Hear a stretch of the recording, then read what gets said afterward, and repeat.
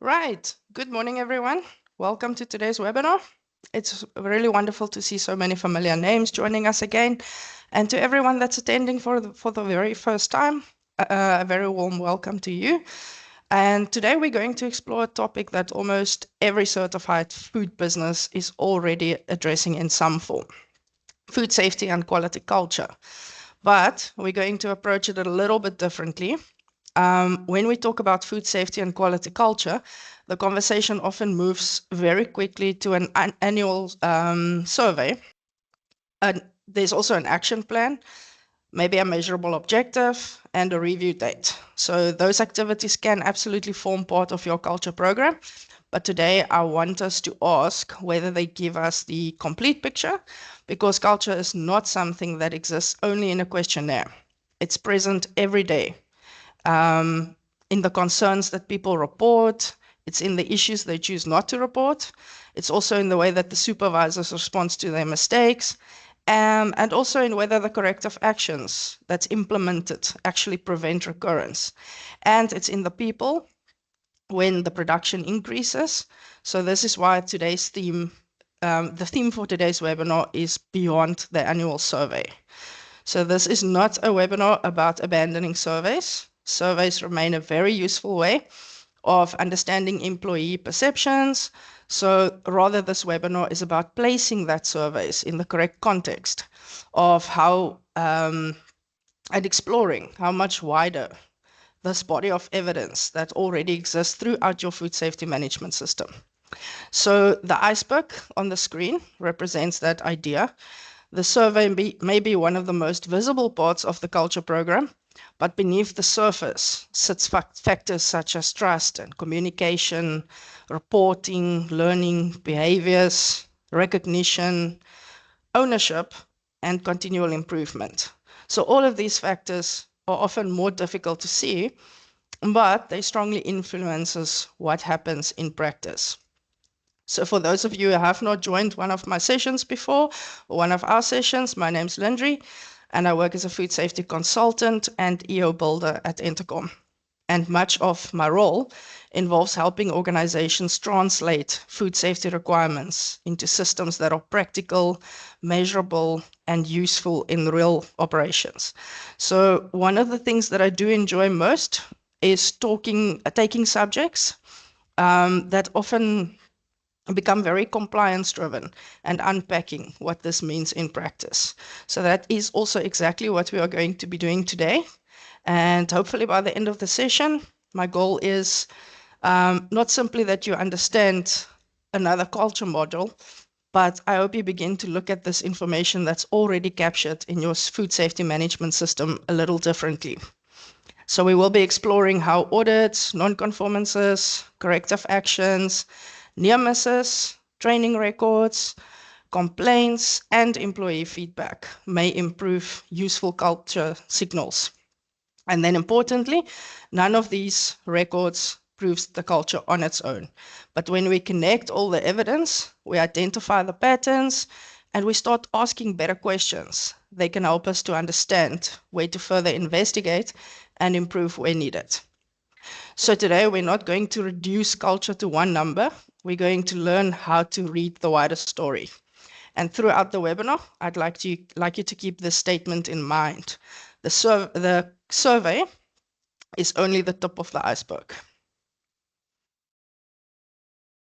Okay, so I want to start off with a deliberate and uncomfortable question. What if everything you've been taught about food safety culture only tells part of the story? Now, I'm not suggesting that what you've been taught is wrong. I am suggesting that it may be incomplete. So most organizations have been encouraged to demonstrate food safety culture through some familiar activities. There's the annual survey, a culture action plan, and also measurable objectives. There's training and awareness activities that goes with that, and a review at management level. And all of those can be valid, but it is where the conversation starts and not where it ends. So we may be missing the behaviors, the decisions, patterns that reveal what the culture is really like. For example, do employees report a concern when they do notice one? Do the supervisors thank them for speaking up or make them regret it? And do corrective actions actually prevent recurrence?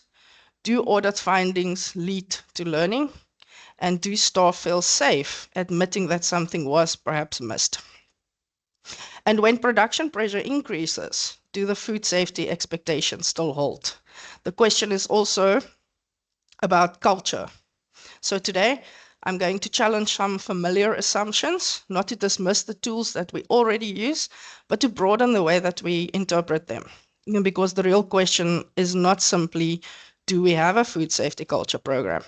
The real question is actually, what does the way we operate every day that reveal about our food safety and quality culture? Okay, so before we get started into the content, just a few housekeeping points. As always, your microphones and your cameras will be disabled. This is simply to help the webinar run more smoothly, especially with a larger audience. But although I may be the one speaking today, I certainly don't want it to feel like a one-way presentation. So please make use of the chat throughout the webinar. If you agree with something, if you've experienced something similar, or if you have a question, I'd like to encourage you to participate. I always enjoy reading your comments, hearing about your different experiences across the industries. And also you'll notice the reaction buttons. They are available in Teams, so please feel free to use them throughout the session. They give us a great indication of whether we're still on the same page or whether you can relate to a specific topic. So if we don't get to all the questions during today's webinar, we will stay online afterwards for a short Q&A session. So many of you have also asked whether our webinars are available afterwards. And I'm very pleased to say that all of our educational webinars are now available on our YouTube channel, allowing you to revisit the material at any stage or even share it with your colleagues who perhaps couldn't attend. We also publish regular technical articles. There's guides and practical ebooks covering food safety topics like today's topic, and also operational improvements. So if you're not already subscribed, I'd encourage you to join our monthly newsletter to stay up to date with new resources, more webinars, and any industry developments. So, as with all the previous webinars, certificates of attendance will also be issued for today's session. So towards the end of the webinar, Luan will place a short feedback survey in the chat.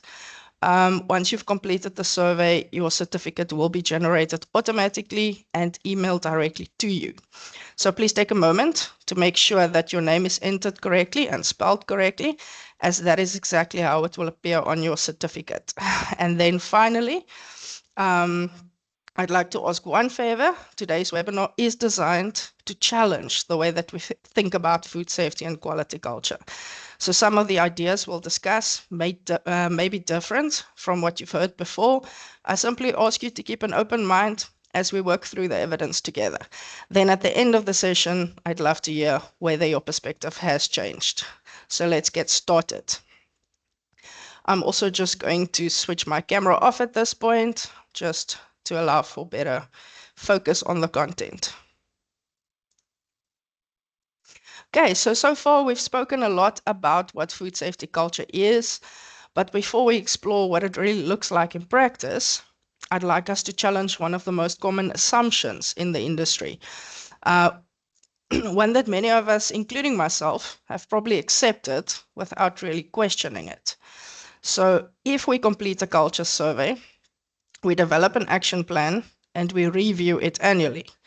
Have we effectively measured our food safety culture? We have, right? It's a perfectly reasonable assumption. After all, that's often exactly what we've been taught. So it's also what many organizations have already implemented, and it's certainly one way of assessing the culture. But today, I'd like us to explore whether this is the whole picture or simply one piece of a much bigger picture. Let's find out.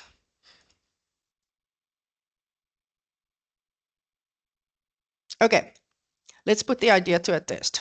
Imagine you've been asked to compare two food manufacturing facilities. So this is all the information that you've been given. Factory A has passed the audit. They completed its annual food safety culture.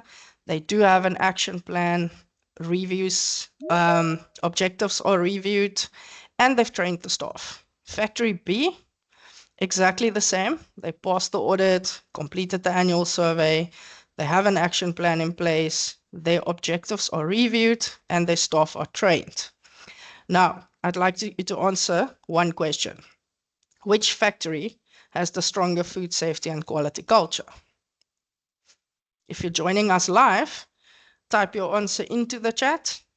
Factory A, Factory B, or can you simply not tell? Okay, so here's the interesting part. Whatever your answer is, you're probably making assumptions, right? Because you haven't actually seen everything that tells you how the people behave. You've only seen the evidence that both organizations have implemented a food safety management system. And those are two very different things. So the correct answer is that you simply can't answer. Not because you're missing experience or not because you're missing an audit report, but because you've only seen the system. You haven't seen the culture.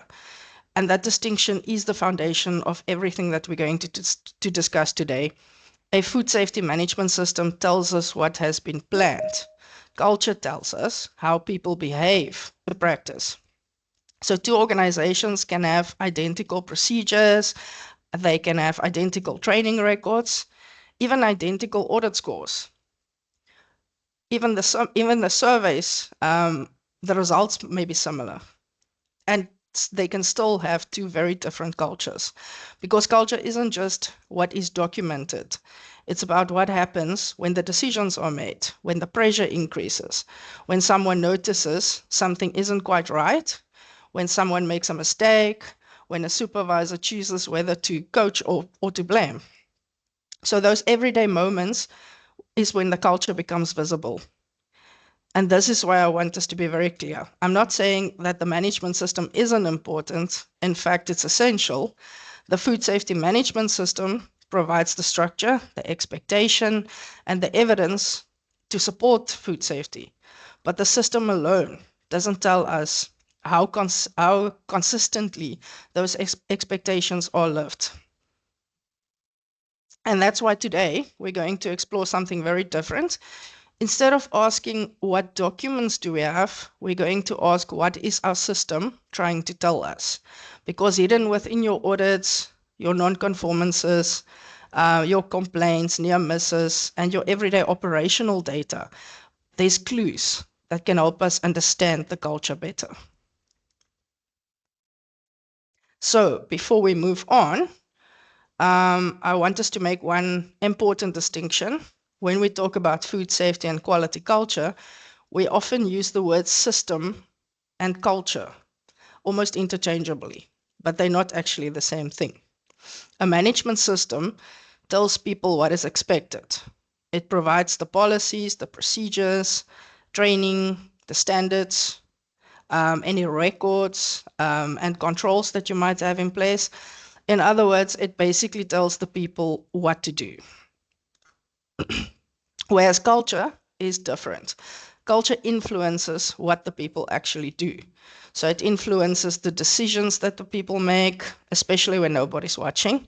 It influences whether someone reports a near miss, whether they challenge a colleague, or whether they actually stop production when there's something has happened, or whether they can admit a mistake, or do they simply just hope that nobody notices?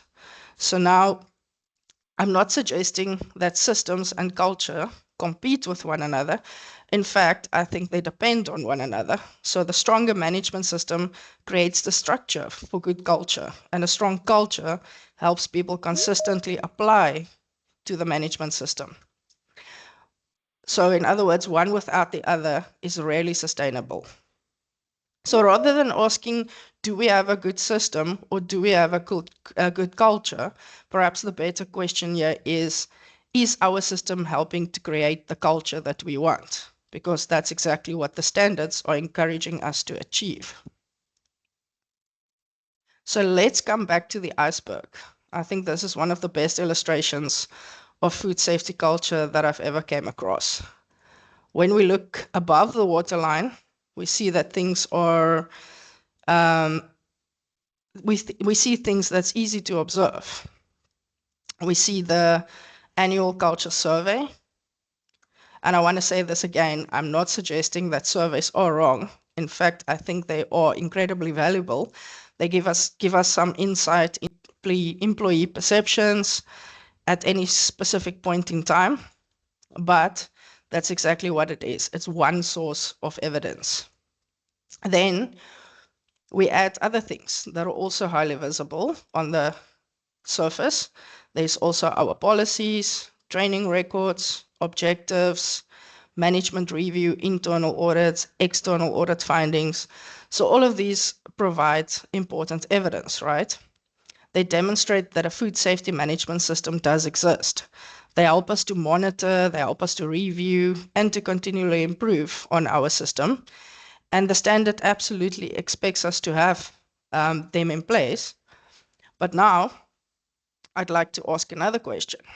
If the two factories have identical procedures, training records, identical audit scores, and similar survey results, would we automatically conclude that they have an identical culture?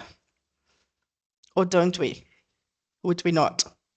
Because sometimes something is still missing, those activities that has been planned.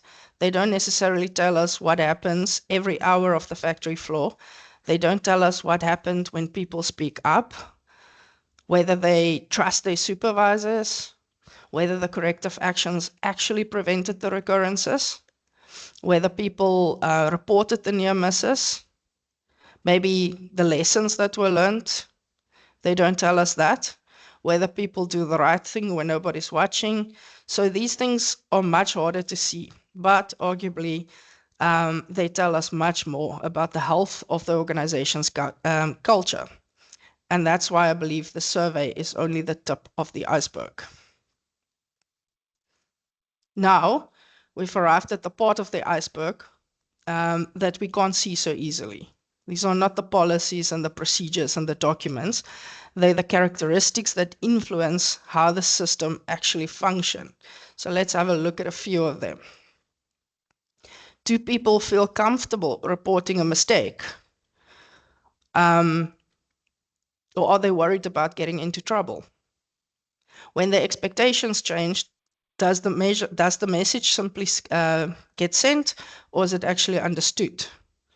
When reporting notices a problem, when somebody notices a problem, do they report it, or do they try and quietly fix it without telling everyone? When production pressure increases, which decision wins? Food safety or productivity? Ownership. Do employees believe food safety belongs to everyone or only the quality assurance department? If someone makes a mistake, can they admit it without fear or blame? Behavior. Do people actually, what do they actually do? Not when the auditor is watching, not when the supervisor is watching, but on an ordinary Tuesday morning. What behaviors do we celebrate? Only high production? Do we also celebrate people who stop a line because something doesn't look right? So when the leaders walk the factory, what message do they send? Not through their speeches, not necessarily through the questions they ask, but the decisions they make and the behaviors they consistently demonstrate. And then also continuous improvement. Does the organization simply correct the problems, or do they actually learn from them?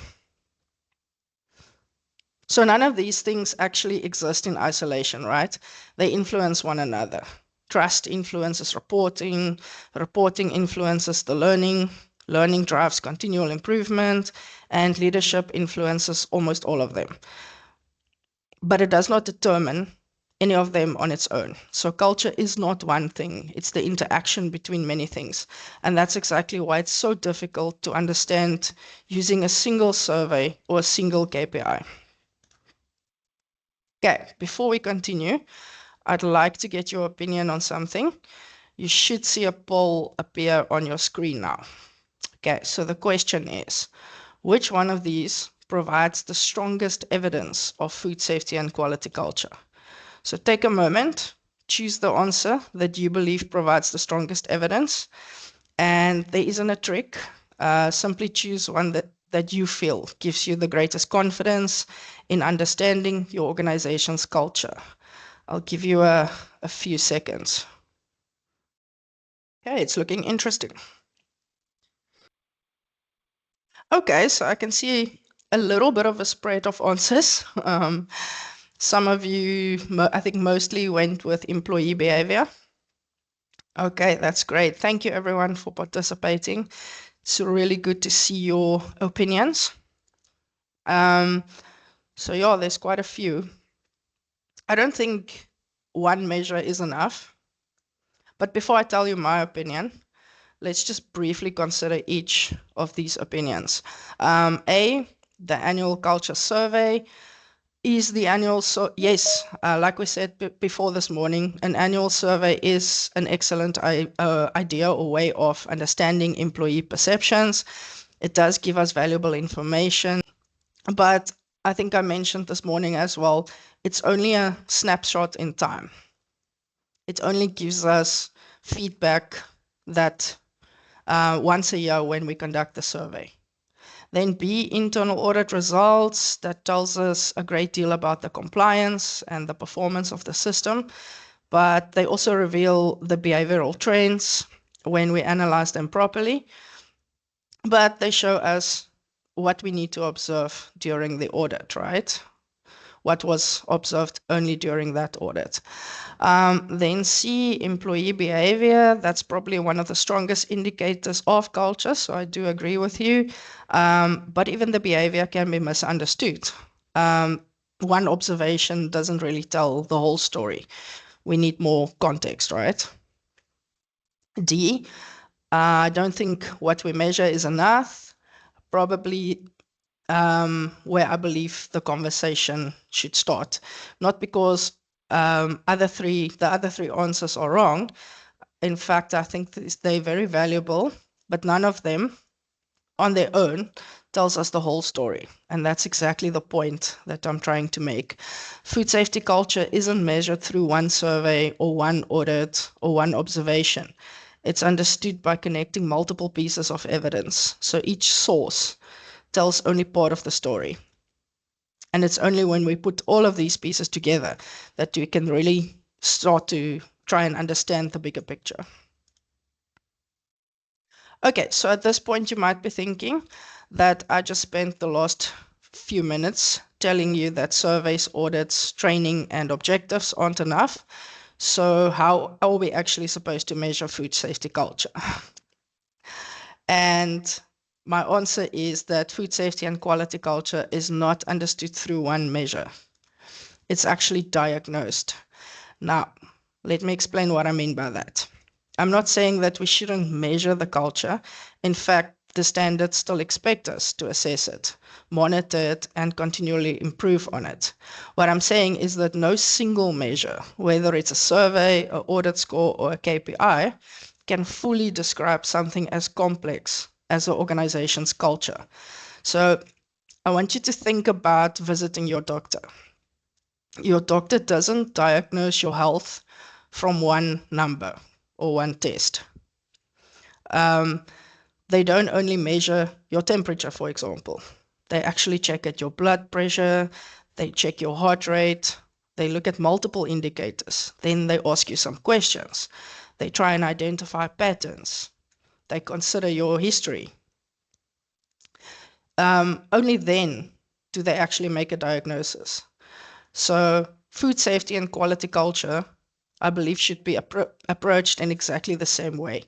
A survey gives us the valuable information. The audit findings also gives us valuable information. near misses, non-conformances, corrective actions, feedback from the employees, observations on behavior. They all contribute another piece of the picture, but individually, they tell us something. Together, they help us to understand what the culture may be telling us. And I want to emphasize one word, may, because evidence doesn't automatically prove culture. It provides signals, patterns, and clues. It tells us where we should investigate further. So instead of asking, what is our culture score? Perhaps we should start asking, what is our food safety management system trying to tell us? Because that's where the meaningful conversations begin. Okay, so I'd like to leave you with one sentence before we move into the practical part of today's webinar, and that is that evidence does not equal culture. And there's also an important distinction here, because sometimes organizations collect large amounts of information and then they immediately jump to conclusions. So 3 repeat non-conformances. We must have a poor culture. Or only 3 near misses reported for this year. People must be afraid to report. Maybe we get a high audit score. We must have an excellent culture. Well, none of these, not necessarily. The evidence on its own doesn't tell us the answer. It simply tells us where we can look deeper. So evidence reveals the culture. Notice the difference. Evidence doesn't give us conclusion, it gives us clues. It helps us, it points us towards the conversations that we should be having. It helps us to identify patterns. It also helps us to ask better questions. For example, if a particular non-conformance keeps recurring, the question isn't who made the mistake. The better question is, what is our system trying to tell us? Is the training ineffective? Is the communication inconsistent? Are the corrective actions treated like symptoms? Or is there a lack of ownership or accountability? Or perhaps people just don't feel comfortable raising concerns early enough. So the same evidence could have several possible explanations, right? And it's our responsibility not to jump to conclusion. Our responsibility is to investigate with curiosity, because that's exactly what a healthy food safety culture does. It doesn't look for someone to blame. It looks for opportunities to learn. And that's why I believe the real value of the food safety management system lies here. Not simply collecting the information, but using the information to ask better questions, have better conversations, and ultimately make better decisions. Okay, so far, we've basically challenged a few assumptions. We've explored why a single survey, audit score, or KPI can never tell the complete story. We've seen that evidence doesn't equal culture, it reveals culture. But that also naturally now leads us to the next question. If no single measure tells the whole story, how do we actually diagnose food safety and quality culture? How do we move beyond opinions, beyond the assumptions, and start interpreting the information that our food safety management system is already giving us? And that's exactly what the next section is all about. So I'm going to introduce a practical framework that we've developed through working with organizations across different sectors within the food industry. Now, let me make something clear as well. This is not an additional standard. It doesn't replace your BRCGS, your FSCC 22000, or any other certification requirement. Instead, it provides a practical way of organizing and interpreting the evidence that most organizations are already collecting. So you can think of it like a diagnostic framework. It helps us just to ask the better questions, to connect the information that often sits in different reports, in different meetings, in different departments. But most importantly, it helps us to move from simply collecting the information to actually learning from it. Okay, so when we're diagnosing food safety and quality culture, I believe there's 8 lenses through which we can interpret the evidence in our food safety management system. So I also want to emphasize the word lenses, because a lens doesn't give us an answer. It changes the way that we look at something, right? So these 8 lenses are not isolated. They constantly influence one another. A breakdown in communication may affect your reporting. Poor reporting reduces learning. Learning, reduced learning rather, limits continual improvement. So weak recognition discourages ownership. And all of these influences our behavior. So rather than viewing culture as one thing, we should see it as a living system of interconnected behaviors and influences. So these 8 lenses that we will explore is leadership. So how leadership influences priorities through their actions, decisions, and consistency. There's also behavior, what people actually do in everyday situations, not just what the procedures require. Then there's reporting. So whether concerns, mistakes, or near misses are openly reported and acted upon. Communication. So how effectively expectations, lessons, and changes are shared and understood. Then recognition. So what behaviors the organization reinforces and celebrates. Learning, whether the organization simply corrects the problems or actually genuinely learn from the team. And then trust, whether the employees feel comfortable raising concerns, asking the questions, and admitting the mistakes. And then finally, we also have continuous improvements. So whether the information is used to drive meaningful and sustained improvement, rather than simply closing the findings. So now you'll also notice something important here. These things we're going to score to these things we're going to discuss today, but we're not scoring them. They're questions that we are going to investigate. So each lens gives us a different perspective. And when we look through all 8, we begin to build a much richer understanding of our organization's culture. So over the next few slides, we're going to explore each of these lenses individually, not by discussing the theory, but by looking at the practical evidence that's already available within your food safety management system. When we think about leadership, it's easy to start thinking about the policies, the strategy meetings, or signed commitment statements. Those things certainly do have their place, but I'd argue that the employee don't experience leadership through documents. They experience leadership through the behavior, all right? So one of the clearest examples is the leadership walkabouts. Not because the leaders walk the factory, but because of what happens during that walk. What questions are they asking? Is production their only focus? Are the leaders asking about the food safety concerns? Do the employees feel comfortable talking to them and raising issues? When someone highlights a problem, does the management thank them or immediately look for someone to blame? A walkabout isn't simply evidence that management was present in this time. It's evidence that the leadership consistently reinforces. So rather than asking, did the leadership complete their monthly walkabout, perhaps the question should be, what did the employees experience during this walkabout? What did the evidence reveal about the culture? Okay, now let's imagine 2 factories again. Factory A has reported 3 near misses in the last year, while Factory B has reported 100. So which organization do you think has the stronger reporting culture? Okay, most people immediately assume Factory A, but not necessarily. We simply don't know in this situation.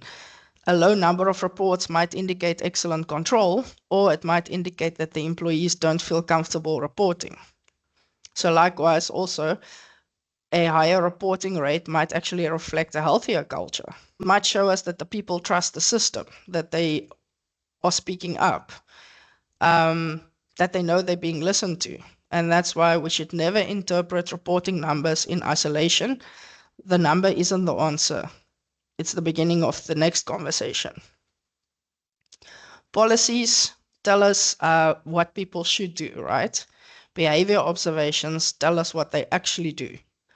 So there's a distinction, and it's very important that every organization has moments when nobody is watching.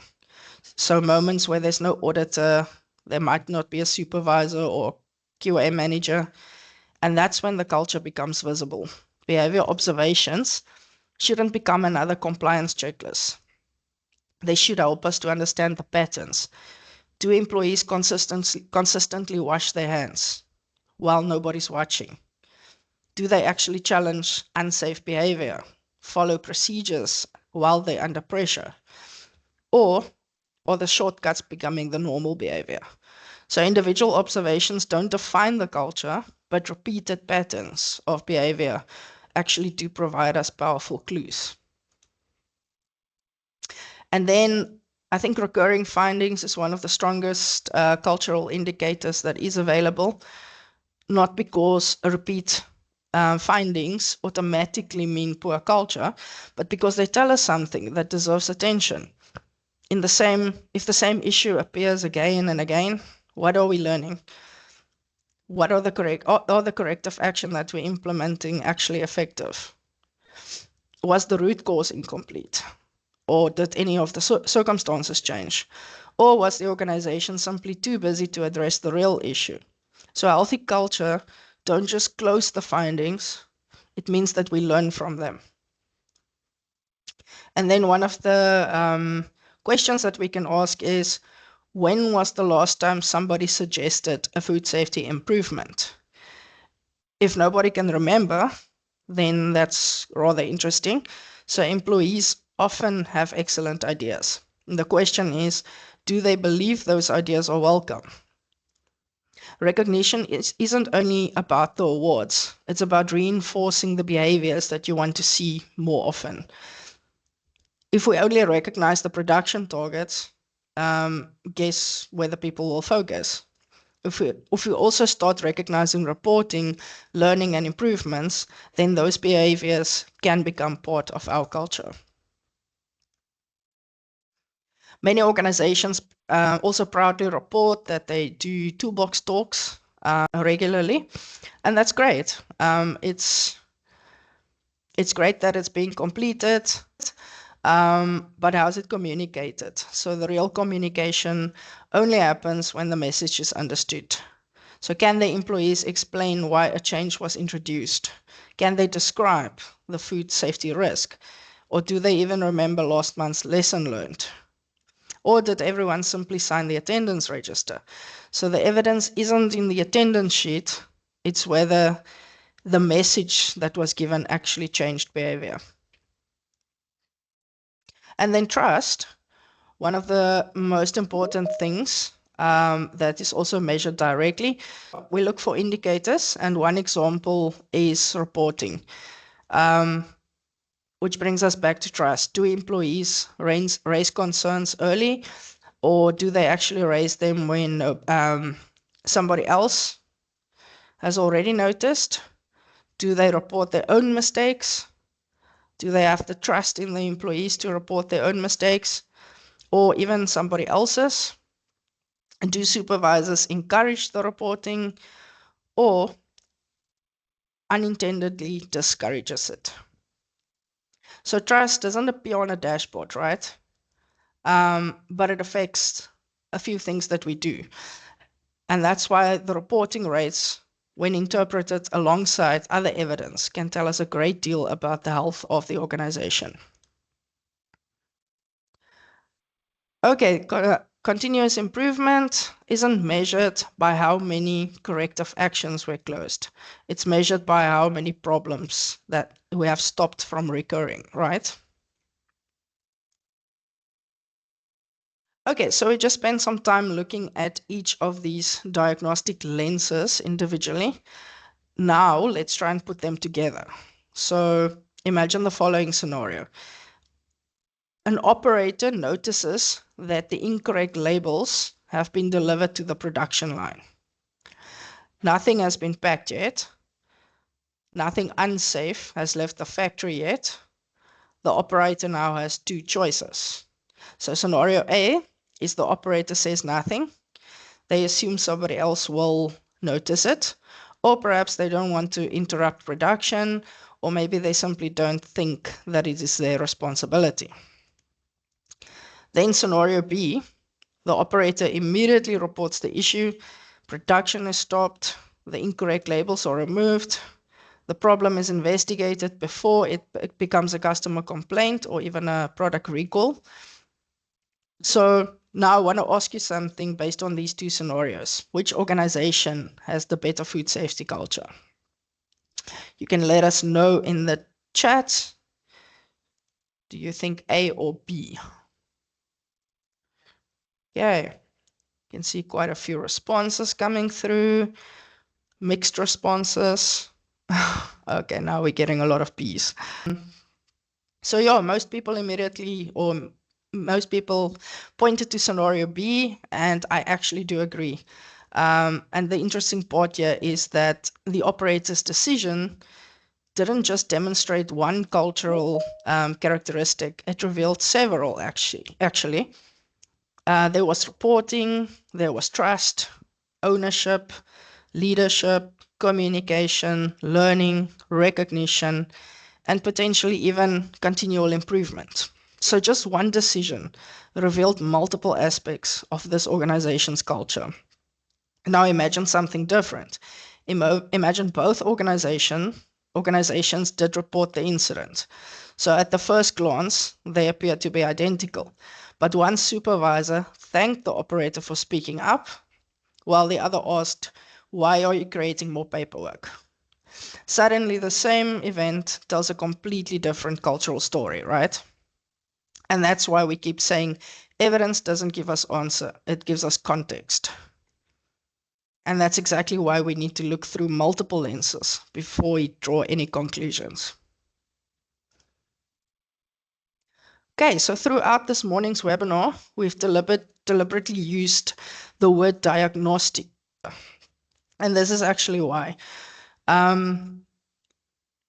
When we see something happening in our management system or food safety management system that we're often seeing as a symptom, for example, let's say low reporting, repeated non-conformances, poor GMP compliance, limited employee participation. There's also maybe employees hiding mistakes.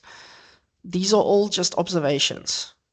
But the observations aren't explanations, they're symptoms. The real question here is what could be driving these symptoms. So take a look at low reporting as an example. It might be a trust issue. It might be poor communication, or perhaps people didn't believe that anything can actually change. The same symptom can reveal possible cultural drivers. So likewise, if we look at repeated non-conformances, it doesn't automatically mean that there's a poor performance. They might indicate ineffective learning, weak leadership, follow-up, or failure to verify whether the corrective actions actually worked. So the point here is that we should stop jumping from symptom straight to solution. Instead, we should allow the evidence to guide our investigation, because once we understand the underlying cultural drivers, our important actions become far more effective in improving. Okay, so this next slide is probably one of the biggest mindset shifts of today's webinar. When something goes wrong, we naturally ask, what was the root cause, right? And we should obviously do that. Root cause analysis remains one of our most important tools in every food safety management system. So I'm not suggesting that we stop asking that question. I'm suggesting that we ask one more follow-up question. Which culture lens or lenses should we have also investigated? Okay, the root cause analysis helps us to understand the event, but the cultural lenses help us to understand the environment in which that event occurred. So, for example, the repeat labeling issue, it may have been caused by a supplier error. That's the root cause of the event. But if the similar issue keeps recurring, perhaps we should also investigate communication, learning, leadership, or continual improvement. Not because they caused the supplier to make the mistake, but because they may explain why the organization wasn't able to prevent that recurrence. So from today onwards, I'd like to encourage you to ask two questions. What caused this event? And what is the event telling us about our culture? So those two questions together then provide us a much richer and better understanding than just asking what the root cause is. Okay, so let's bring everything together again. So throughout this section, we have explored the 8 different diagnostic lenses, which are leadership, behavior, reporting, communication, recognition, learning, trust, and continuous improvement. So individually, each lens gives us just one perspective, right? But together they help us understand the bigger picture. And that is exactly how a food safety culture should be approached. It's not only a score, but it's not only a once a year event, but it's actually a continual process of observations and connecting evidence, asking questions, and learning from our mistakes. So these lenses isn't a checklist. They're not another standard. They're simply a way of the organization looking at the evidence that's already available in most of our food safety management system. So everything that we have discussed so far has been theoretical. And the obvious question is, can we actually do this in practice? And the answer is yes. So I'd rather not talk about it. So let me show you how this can look in a practical approach. Thank you everybody for watching. I'd like to leave you with one final thought before we go on a short break. And I'd like to ask you one question.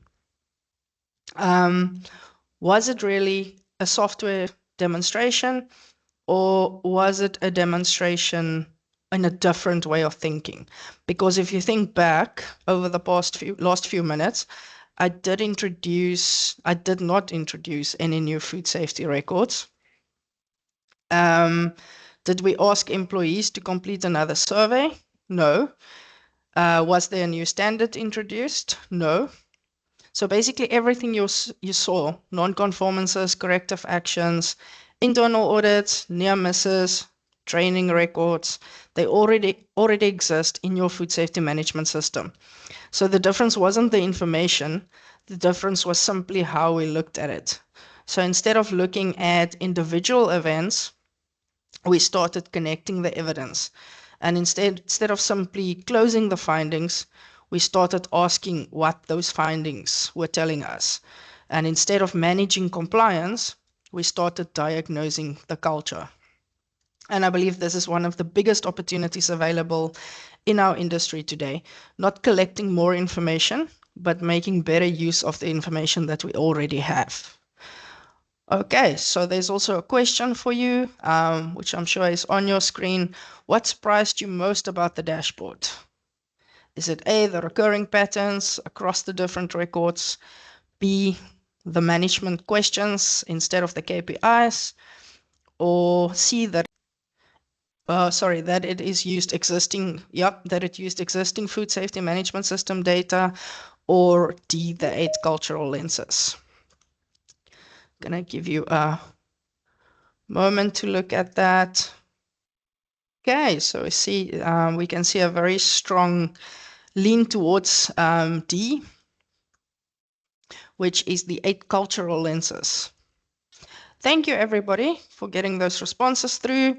And now I think before we continue, this is a good time for a short 10-minute break, just a comfort break.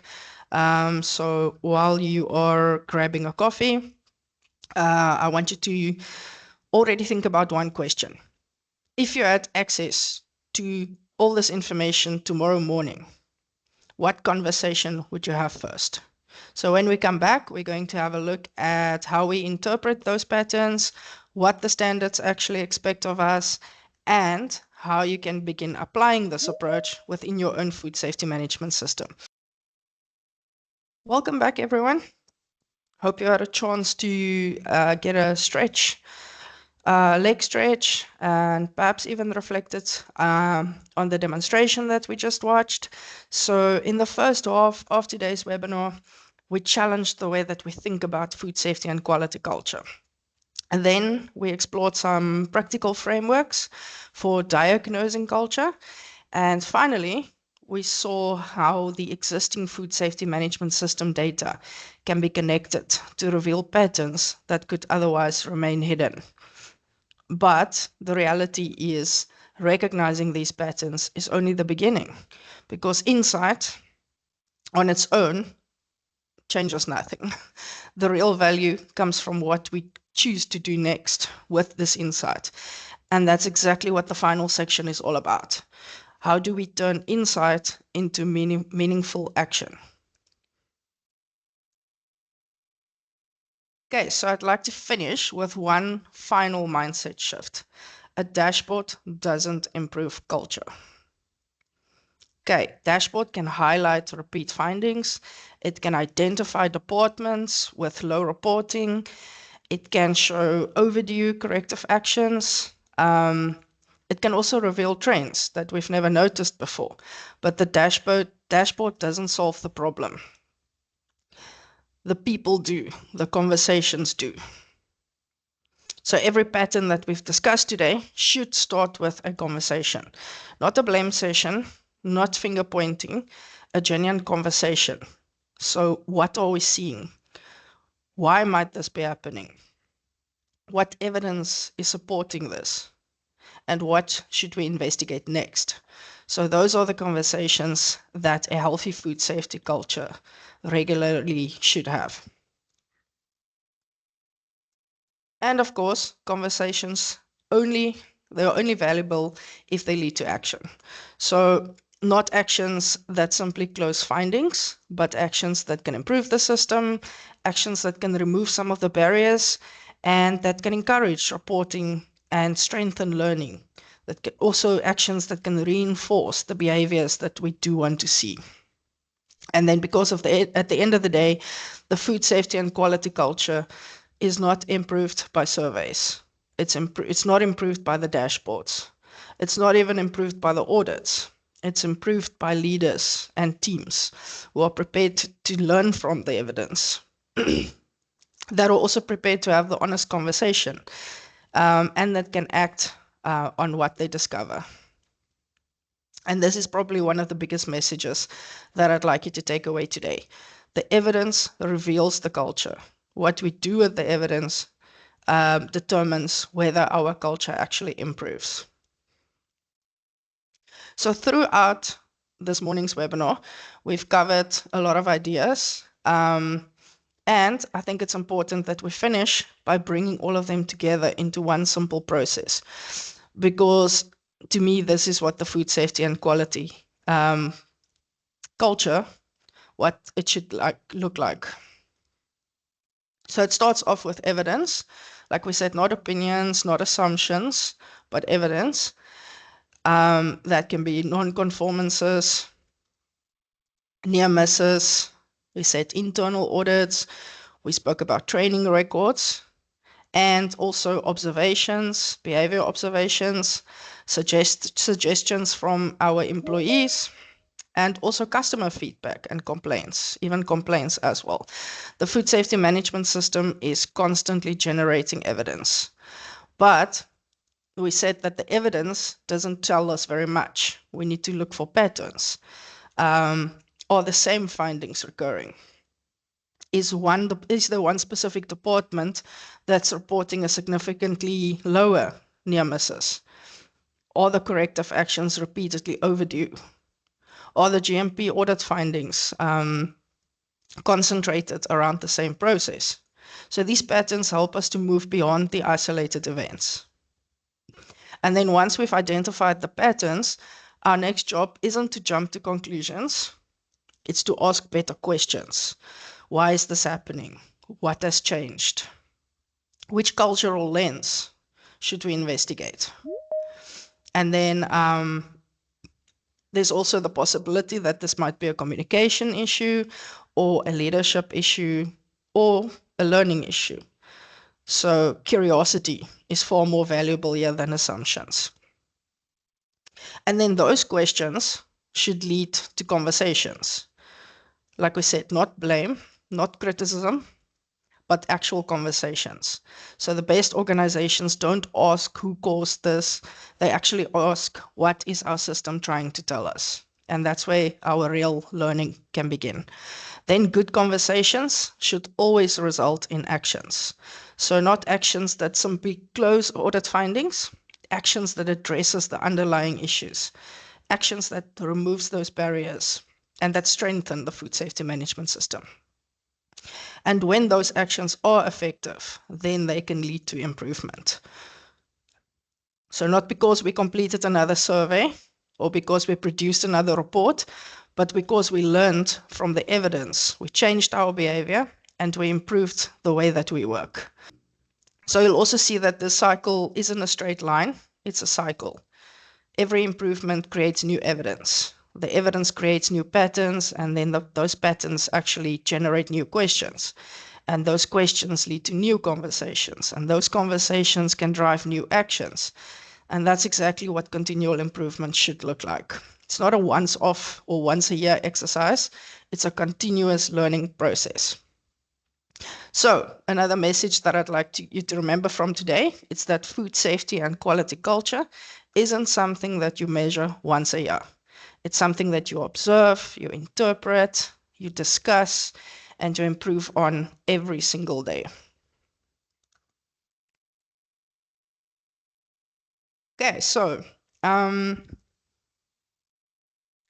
if we could change one thing about the way that the organizations uses dashboard, it should actually be this. A dashboard should never just exist to display information. It should have a purpose, and its purpose should be to start conversations. So let's look at a few examples. If the dashboard shows repeated supplier labeling issue that we've discussed, we shouldn't ask ourselves if this is just another supplier problem. We should actually ask, why didn't our previous corrective action prevent the recurrence of this issue? If there's only 3 near misses reported for the entire year, the conversation shouldn't be, okay, well, that's excellent, we don't have any problems. It should actually be, do our employees feel safe and comfortable reporting? If our audit scores remain constantly above 95%, then, but yet high audit scores, but yet we have the same repeating issues, perhaps the question is, are we auditing for compliance or are we auditing for improvement? And then lastly, if our training completion sits at 98%, that's excellent. But perhaps we should also ask, can the employees consistently demonstrate competence where it matters? Okay, so you guys can see a clear picture of what's starting to happen. The dashboard isn't providing the answers. It's helping us to better ask the right questions. And that's exactly what good leadership should do. Not jump to conclusions, but be curious. Because curiosity is what can lead to improvement. Okay, then, one final point, food safety and quality culture doesn't belong to the quality department. And I think this is one of the biggest misconceptions that we do see, is that quality managers can facilitate, they can analyze the trends, they can even coordinate the investigations, but they cannot build the culture on their own. Culture is built through thousands of decisions made throughout the organization. Senior management provides the direction, they set the priorities, they maybe allocate the resources, but more importantly, their actions demonstrate what really matters. Then you've got your production teams that can create culture through their daily behaviors. Supervisors influences culture through coaching, feedback, and also recognition. And then quality and technical teams provide the structure. The analysts, they analyze and they facilitate. And then most likely the most important one is that every employee contributes through reporting, taking ownership, and continual improvement. So in other words, every role has a different responsibility, but everyone has a role. And I think that's one of the most important messages that we need to understand this morning. Food safety and quality culture isn't another program. It's not another policy or another annual survey. It's simply the way that the organization behaves when nobody is watching. And that behavior is shaped by everyone, not just the quality manager. So quality can manage the system, but the people create the culture, and leadership decides which behaviors become normal and which need to change.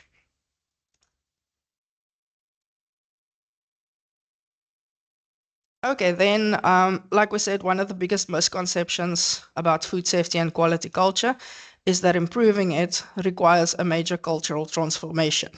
I don't think that's true. In my experience, culture reveal can really change because of one big initiative. It changes because of small, consistent actions that's repeated over time. So if we had to look at a few simple examples, reviewing just one non-conformance every month, not simply to close it out, but to understand why it keeps returning. So don't just check whether corrective actions are completed, verify whether they're actually effective.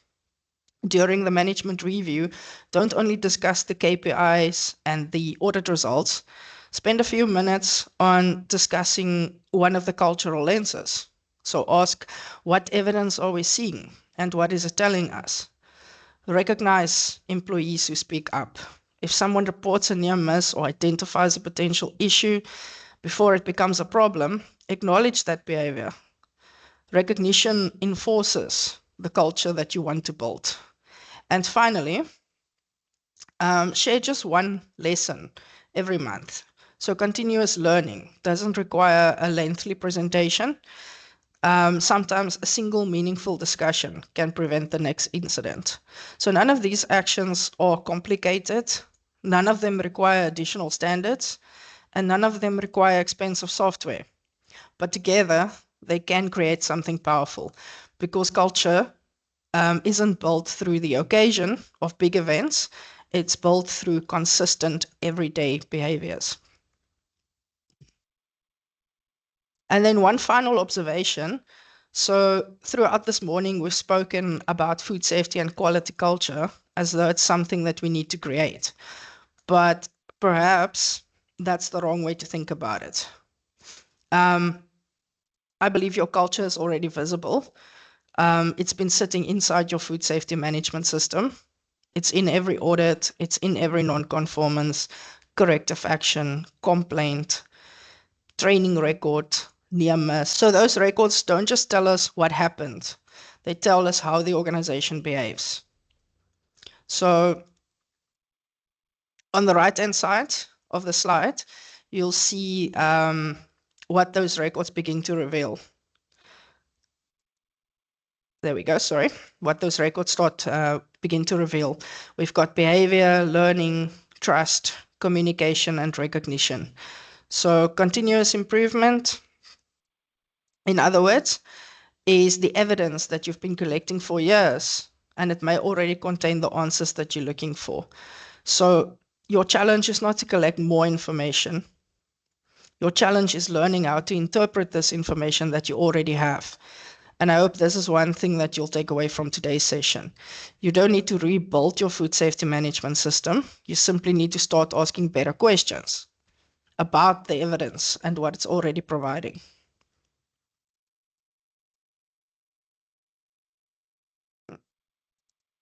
Sorry about that.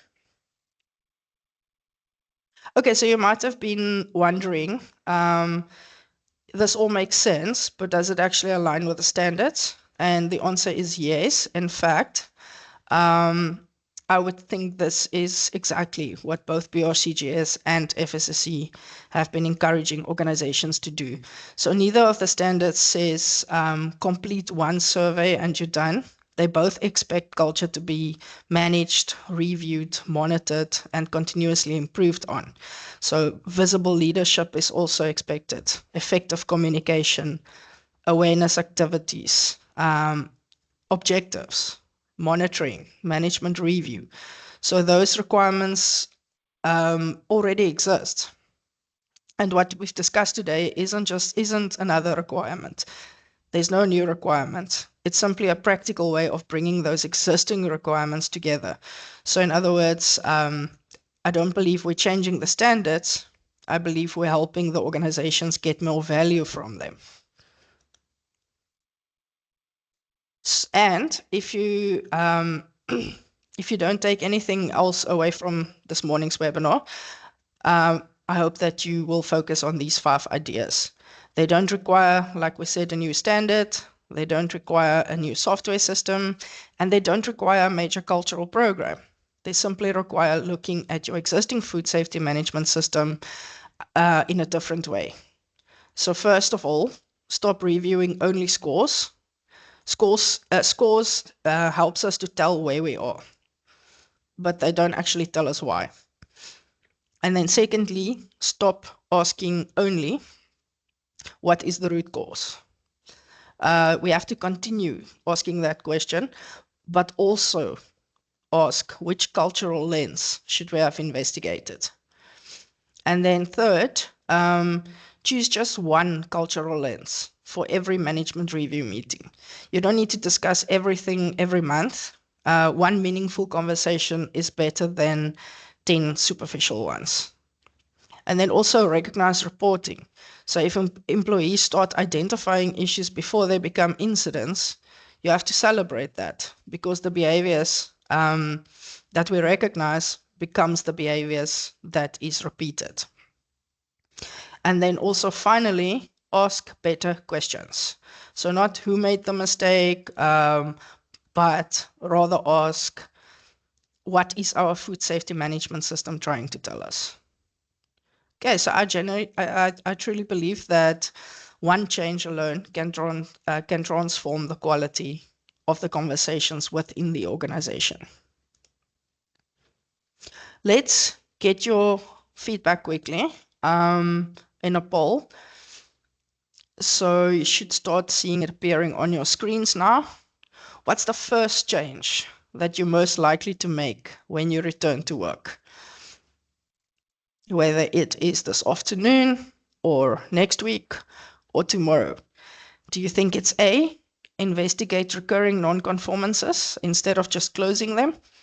Or perhaps B, discuss one cultural lens during your management review? Or C, encourage near-miss reporting? Or D, to ask better questions about the existing data? And I am really curious to see your responses. But I also think that any one of these that you're comfortable with. Remember what we said, a few small, consistent changes. So the important thing is to make small changes that you're comfortable with and that you can start seeing a difference. Thank you, everybody. So for many organizations, food safety and quality culture feels like another program that needs to be implemented, right?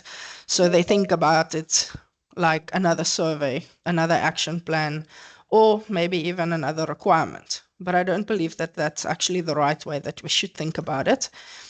Food safety and quality culture isn't another program. It's the way that we use the programs that we already have. It's about how we investigate, how we recognize good behavior, how we conduct audits, how we respond to mistakes, and also how we lead and communicate, and a very important one, how we learn. So culture isn't something we add to the food safety management system. It's revealed through the way we operate the food safety management system every single day. And if there's one sentence again that I'd like you to remember, it's that evidence doesn't equal culture. Evidence reveals culture. What you do with that evidence determines the culture that you're creating. Let's do a quick review back to when we started, when we began with the annual survey. So for many organizations, that's when the conversation starts. But unfortunately, that's also where it ends.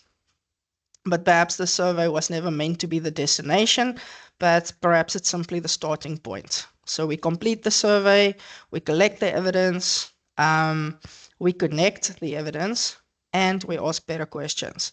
We have a better conversation and understanding, and those conversations drive into meaningful improvement.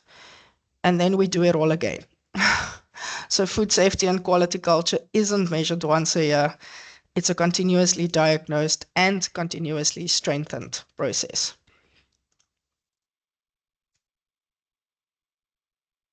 Okay, when we started today, many people probably thought this webinar was about the dashboards, or maybe the surveys, or even the software.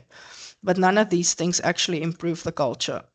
The biggest shift isn't the dashboard, it's the mindset. So the dashboard simply helps us to see what we've been missing, and then the questions that we ask after that, and the conversations we have, and the actions we take is what changes the culture. So remember this image. This is where we began this morning. So at the start of this morning's webinar, we said that the survey is only the tip of the iceberg, right? And I hope that image means something different now, because today you've seen what sits beneath the surface: the leadership, trust, communication, reporting, learning, recognition, behavior, and continuous improvement. So those things, it's always been there. The survey simply just gave us that small glimpse. The real opportunity is understanding everything that's below the waterline. And every organization has a culture.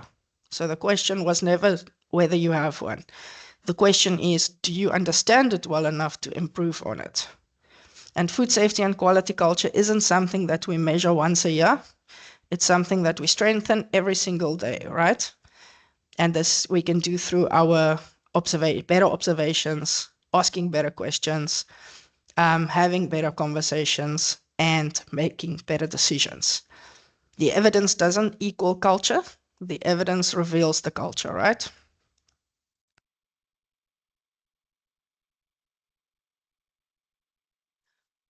So that brings us to the end of today's webinar. So first of all, from my side, I'd like to thank each and every one of you for taking the time to join us today. I really do appreciate your participation, and I hope that you've left with a slightly different way of thinking about food safety and quality culture. We're now going to move into the Q&A session. So if you have any questions, whether they are system related, implementing related, or even something from your own operation, please feel free to post them in the chat. There's no silly questions. In fact, I think you've been wondering about something. There's a good chance that somebody else might have been wondering about the same thing. So before we start with the questions, just a few reminders. Luan is going to share the feedback survey in the chat, and we'd really appreciate it if you could take a minute or two to complete it. We genuinely do value your feedback, and it does help us to improve these webinars and also to decide on future topics. So as always, your certificate of attendance will be issued once you've completed the survey.